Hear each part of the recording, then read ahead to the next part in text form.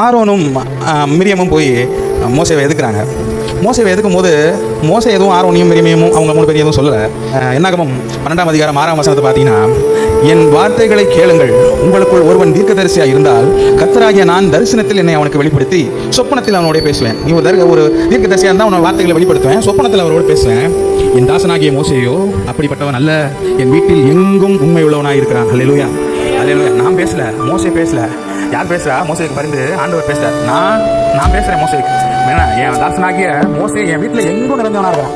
இது என்ன பண்ண முடியாது. அதுக்கு அடுத்த வசனம் பார்த்தீங்கன்னா, நான் அவனோடு மறைபொருளாக அல்ல, முகமுகமாகவும் பிரத்யட்சமாகவும் பேசுகிறேன். அவன் கர்த்தரின் சாயலை காண்கிறான். இப்படி இருக்க நீங்கள் என் தாசனாகிய மோசேக்கு விரோதமாய் பேச உங்களுக்கு பயமில்லாமல் போனது என்ன அப்படிங்கிறது. யாருக்கு மேல இவ்வளவு அன்பு? ஏன்னா அவர் மோசேயை அவ்வளவாய் நேசித்தான். ஆசை அவருக்கு இருக்குதா? இல்லாமலாம் இல்லை. ஏன்னா அவன் அவ்வளவு உண்மையும் உத்தமமும் உள்ளவனாக இருந்தான். அல்லேலூயா. கர்த்தரின் வார்த்தைக்கு அப்படியே கீழ்ப்படிந்தான்.